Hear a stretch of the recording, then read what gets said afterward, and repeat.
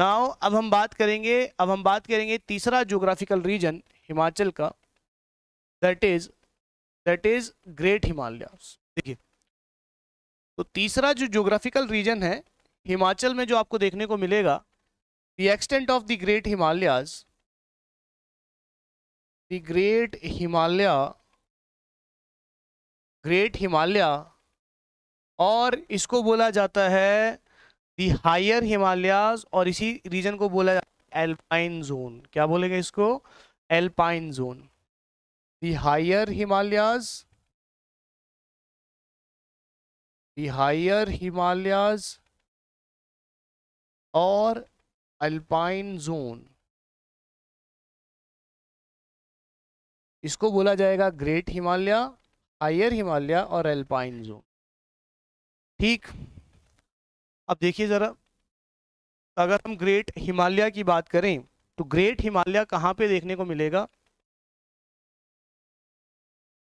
ये जो particular reason है यहाँ पे जो एक्सटेंट है वो ग्रेट हिमालय का देखने को मिलता है आपको।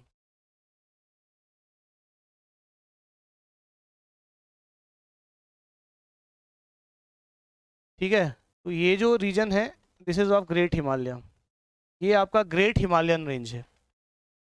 ठीक है जी, तो इसको बोलते हैं हम लोग अल्पाइन, अल्पाइन जोन इस एरिया को बोला जाएगा।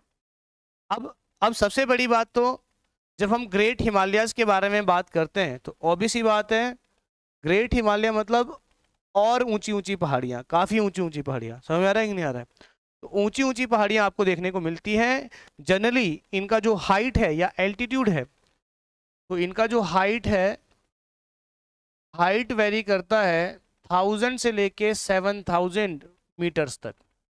अब 1000 का मतलब आप लोग समझ रहे हो, 1000 किसका एलिवेशन है? ये रिवर बेसिन का, जो रिवर वैलीज होंगी उनका बेसिन है, उनका एरिया है ये, उनका हाइट है ये, रिवर बेसिन्स।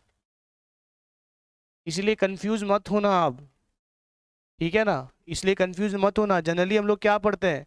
जनरली हमने ये पढ़ा था जब हम लोग इंडियन ज्योग्राफी के बारे में बात कर रहे थे, तो ग्रेट हिमालय का हाइट किस रेंज में होता है? 4500 से 7000 पढ़ा था हमने। अभी क्या लिख रहे हैं हम लोग? 1000 से लेके 7000। समझ में आ रहा है कि नहीं आ रहा है? ठीक है, देखो यार ऐसे ही होगा ना।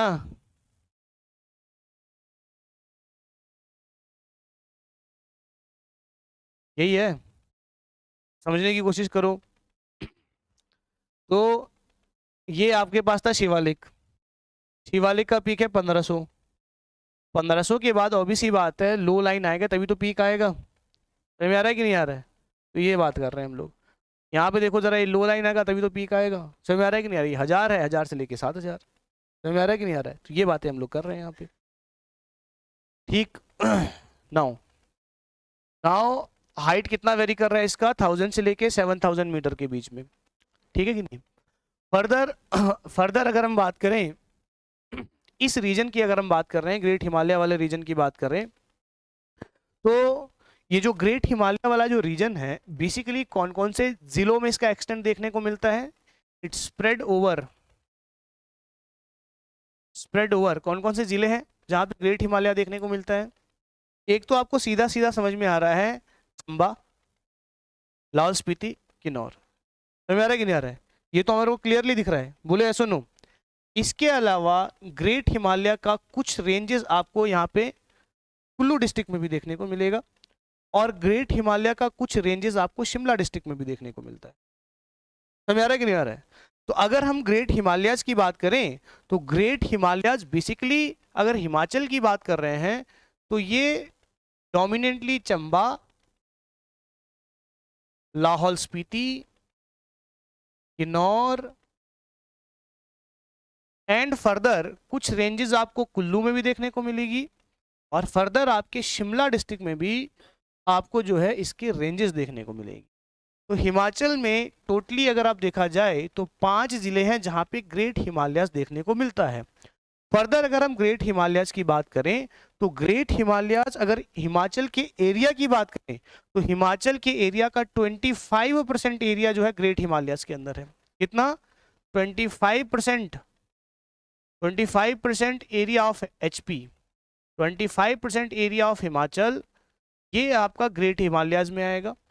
फर्दर अगर हम कल्टीवेटेड एरियाज की बात करें, फर्दर अगर हम कल्टीवेटेड एरियाज मतलब ऐसी एरिया जहाँ पे खेती बाड़ी हो सकती है, समझ में आ रहा है कि नहीं आ रहा है?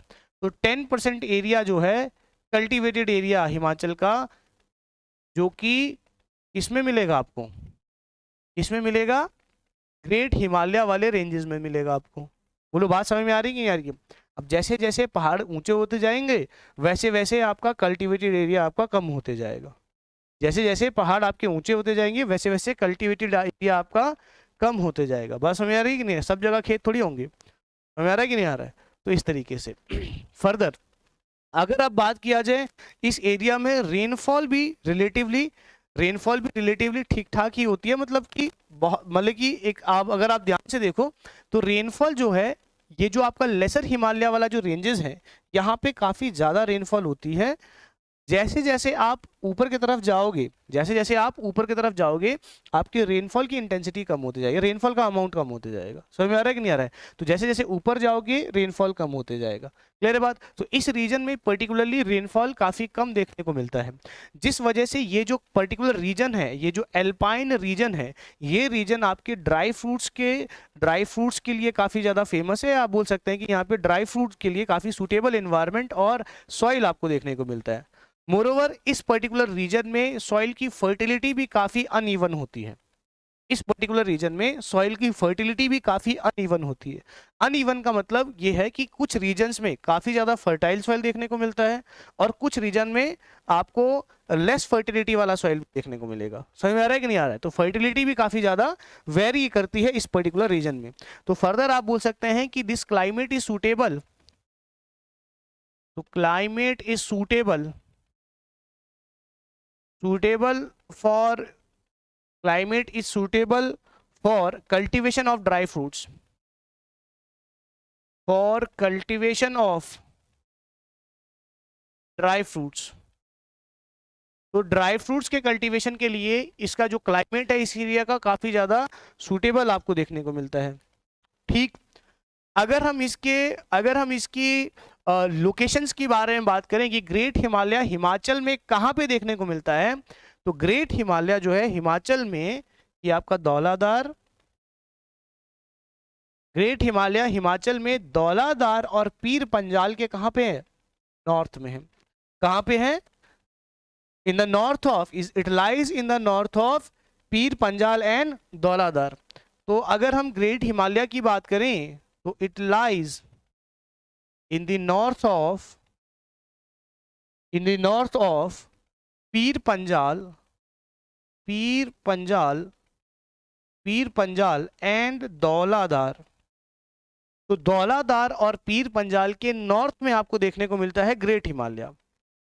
बोलो यहाँ तक की बातें समझ में आ रही सबको? बोलो यार सुनो।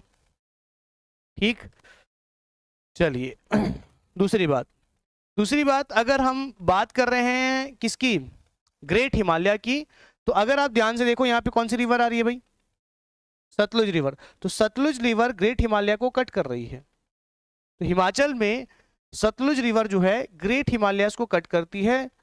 एज वेल एज अगर हम ग्रेट हिमालय की बात करें तो ग्रेट हिमालय एक वाटर डिवाइड का भी काम करता है दो रिवर्स के बीच में। एक आपकी स्पीति रिवर है और एक आपकी ब्यास रिवर है। तो ब्यास रिवर और स्पीति रिवर का जो है ड्रेनेज को सेपरेट करता है कौन, ग्रेट हिमालय। कहने का मतलब ये आपका ग्रेट हिमालय है, इधर से इधर एक तरफ को आपकी स्पीति रिवर है और एक तरफ को कौन सी जा रही है, आपकी ब्यास रिवर जा रही है। तो वाटर डिवाइड का काम कर रहा है, वाटर डिवाइड का काम कर रहा है। मोटे तौर पे आप इस तरीके से समझ सकते हैं। तो आप बोल सकते हैं कि सतलुज रिवर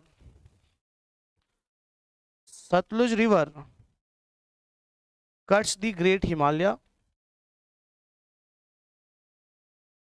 तो ग्रेट हिमालय को कट करता है सतलुज रिवर और further it works as a water divide,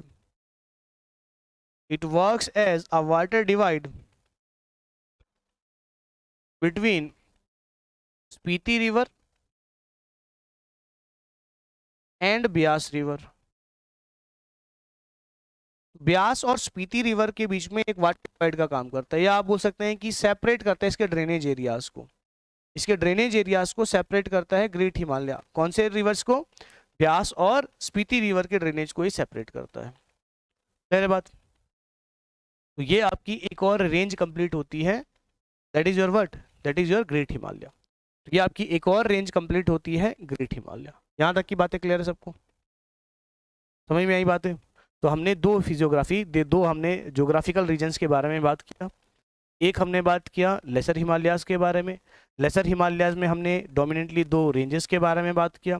दो रेंजेस कौन कौन से थी आपकी, धौलाधार एंड पीर पंजाल। पीर पंजाल आपको कहाँ पे देखने को मिलेगा, पीर पंजाल आपको चंबा में देखने को मिलेगा, बट इसके ट्रेसेस आगे भी देखने को मिलती हैं। समझ में आ रहा है कि नहीं आ रहा है? फर्दर हमने बात किया धौलाधार। धौलाधार जो है हिमाचल में कौन कौन से जिलों में देखने को मिलेगा? धौलाधार जो है काफ़ी लंबी रेंज है हिमाचल में, समझ में आ रहा है कि नहीं आ रहा है? उत्तराखंड तक चलती है धौलाधार। तो आपके शिमला, सिरमौर, मंडी, कुल्लू, कांगड़ा, चंबा, ठीक है, तो इस एरिया में आपको धौलाधार देखने को मिलेगा। धौलाधार जो है लेसर हिमालय का पार्ट है, और लेसर हिमालय के कुछ शूट्स आपको जो है कुछ शूट्स आपको जो है हमीरपुर, बिलासपुर, सोलन में भी देखने को मिल जाएंगी। समझ में आ रहा है कि नहीं आ रहा है? तो ये बातें हमारी कंप्लीट होती है। फर्दर हमने ग्रेट हिमालय के बारे में बात किया। समझ में आ रहा है कि नहीं आ रहा है? जिसको हम एल्पाइन जोन भी बोल रहे हैं। क्या बोल रहे हैं जिसको हम लोग? एल्पाइन जोन भी बोल रहे हैं। Now the last one is your trans Himalayas. Last one is your trans Himalayas. Trans Himalaya को इनर हिमालय भी बोलते हैं। क्या बोलते हैं इसको? इनर हिमालय। अब कंफ्यूजन किसके साथ होती है? कंफ्यूजन होती है ट्रांस हिमालय और लेसर हिमालय के बीच में। कैसी?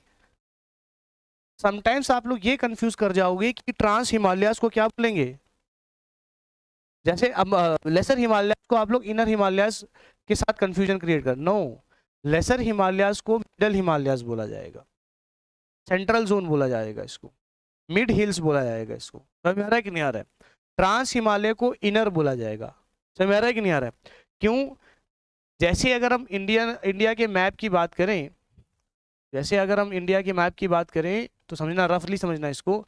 ये आपकी ट्रांस हिमालयाज हैं, ये फर्दर आपकी ग्रेट हिमालयाज हैं, फिर ये आपकी लेसर हिमालयाज हैं, ये आपके शिवालिक्स हैं, ये बाहर वाला है। समझ में आ रहा है कि नहीं? इसलिए उसको क्या बोलते हैं? आउटर हिमालयाज। समझ में आ रहा है कि नहीं आ रहा है? जैसे जैसे अंदर जाएंगे ये सबसे अंदर है, तो इसको इसलिए इसको इनर हिमालयाज बोलेंगे।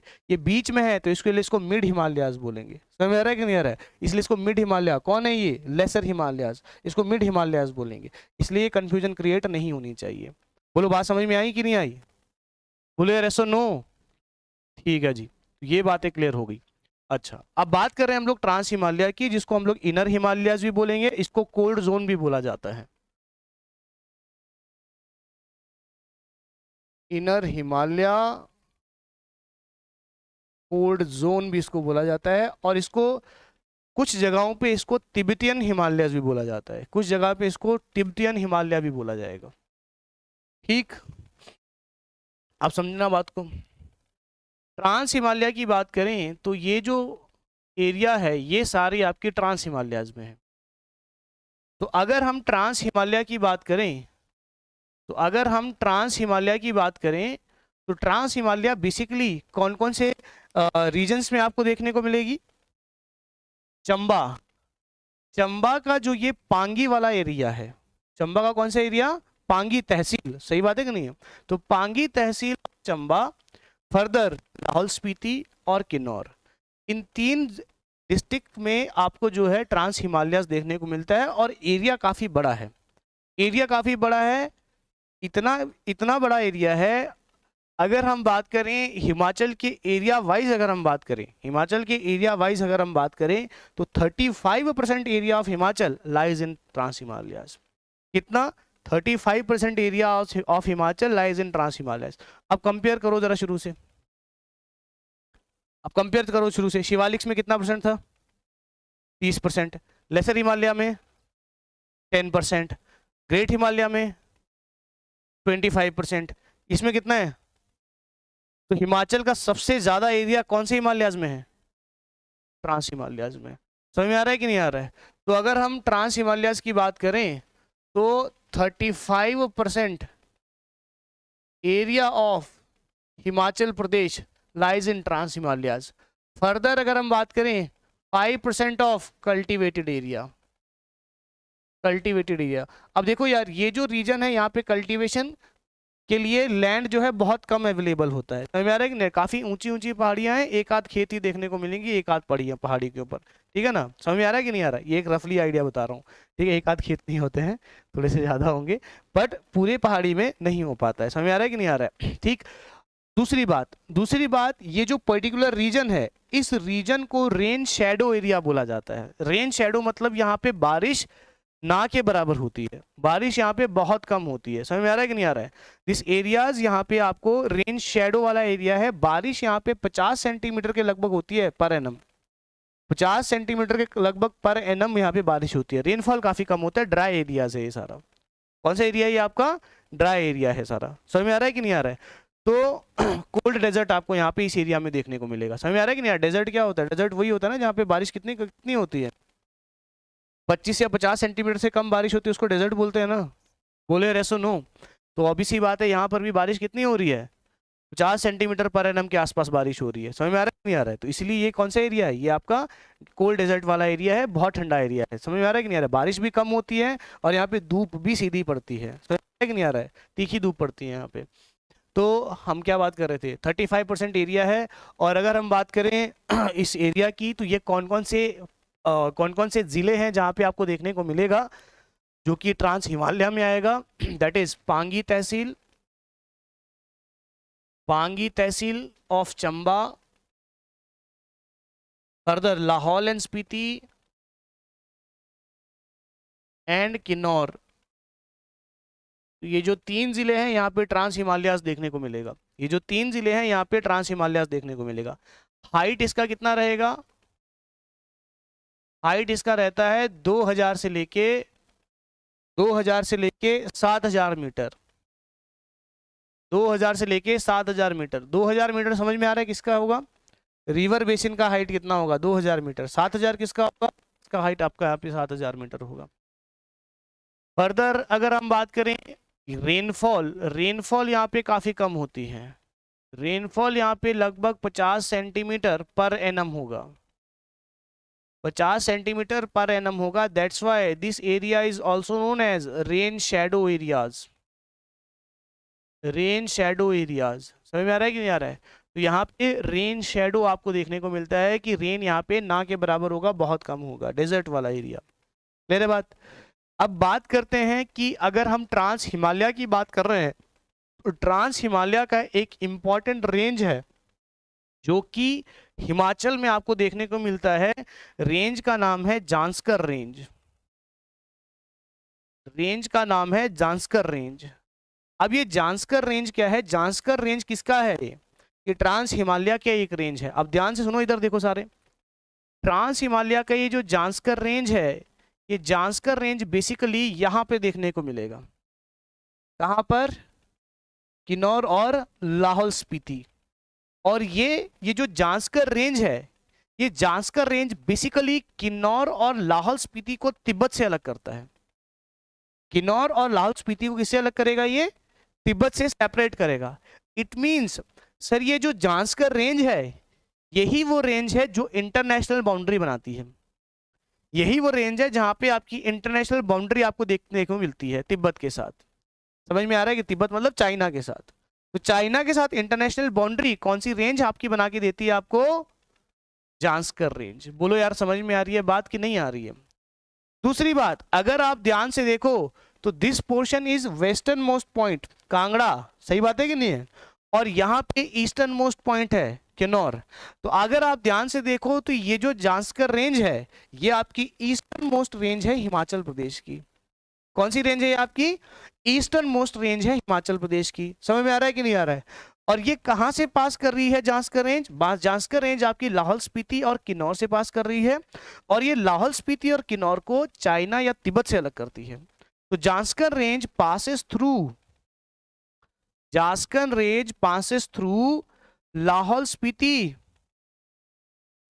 Spiti and Kinnaur, Lahore Spiti and Kinnor, and it separates Lahore Spiti Lahaul Spiti and Kinnaur from from Tibet, या आप बोल सकते हैं चाइना।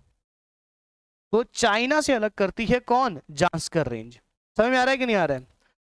फर्दर आपको एक और पॉइंट भी ध्यान में रखना है, इसी जांस्कर रेंज पे, इसी जांस्कर रेंज पे हिमाचल की जो हाईएस्ट पीक है वो आपको देखने को मिलती है, नाम है उसका शिला। तो शिला पीक भी आपको जांस्कर रेंज के ऊपर देखने को मिलेगा। और शिला पीक कहां पर है? शिला पीक आपके किन्नौर में है। समझ में आ रहा है कि नहीं आ रहा है? तो शिला पीक कहाँ है आपका? किन्नौर में है। और ये जो है हिमाचल की हाईएस्ट पीक है। समझ में आ रहा है कि नहीं आ रहा है? तो शिला पीक, शिला पीक हाइट कितना है इसका?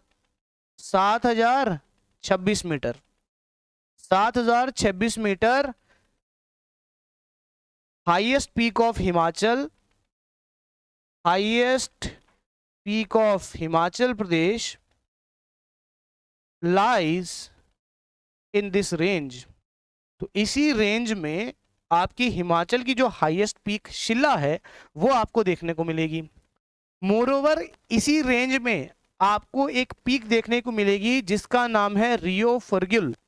रियो फर्ग्यूल वो भी आपको इसी में देखने को मिलेगा। और इसी रेंज में आपको देखने को मिलता है शिपकी। इसी रेंज में आपको देखने को मिलता है शिपकी। शिपकी आपका एक पीक भी है और शिपकी आपका एक पास भी है। और शिपकी पास आपका वो पॉइंट है जहां से सतलुज रिवर एंटर करती है हिमाचल में। सतलुज रिवर आपकी एंटर करती है हिमाचल में। तो शिल्ला पीक के अलावा यहाँ पे कौन कौन सी पीक है? यहाँ पे आपकी पीक है रियो परग्युल,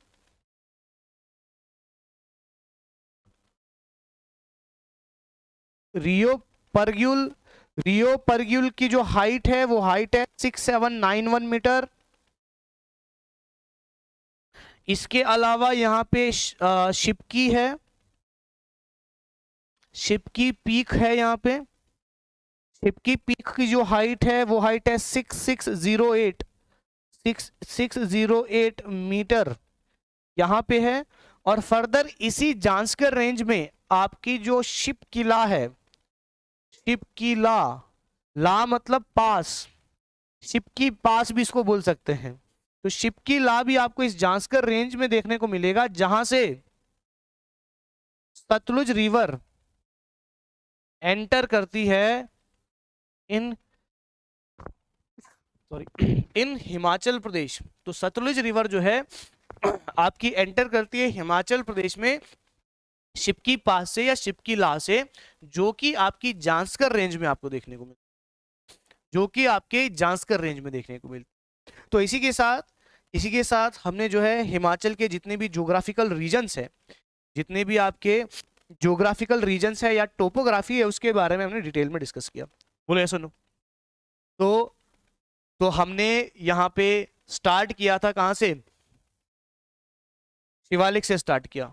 शिवालिक के बाद हम लोग चले गए लेसर हिमालय, लेसर हिमालय के बाद ग्रेट हिमालय, ग्रेट हिमालय का ट्रांस हिमालय, ट्रांस हिमालय का लास्ट वन रेंज आपका जांस्कर रेंज। तो कंप्लीट डिटेल है आपकी। तो बात समझ में आ रही है कि नहीं आ रही? दूसरी बात, अगर रेनफॉल के बारे में बात करें, तो रेनफॉल के बारे में बात करेंगे तो ऑब्वियस की बात है, ये वाला जो रीजन है, कौन सा रीजन, कौन सा रीजन? लेसर हिमालय वाला रीजन। इस रीजन में सबसे ज्यादा बारिश देखने को मिलती है। और हमारे को मालूम है कि हिमाचल में सबसे ज्यादा बारिश कहाँ होती है? धर्मशाला में। समझ आ रहा है कि नहीं आ रहा है? धर्मशाला में सबसे ज्यादा बारिश आपको देखने को मिलती है। 340 सेंटीमीटर पर एनम के हिसाब से आपको यहाँ पे बारिश देखने को मिलती है एवरेज। समझ आ रहा है कि नहीं आ रहा है? अब ऐसा क्यों है? ऐसा क्यों है? वाई? ऐसा इसलिए है क्योंकि मोस्टली जब हम रेनफॉल की बात करते हैं, हिमाचल में मोस्टली रेनफॉल दो वजहों से होती है। एक होती है मॉनसून, एक होती है वेस्टर्न डिस्टर्बेंसेस।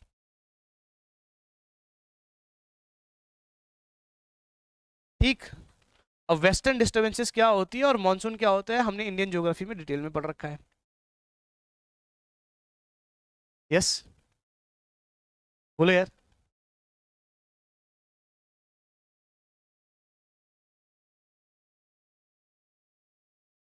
है कि मॉनसून की तरफ उड़ेगा?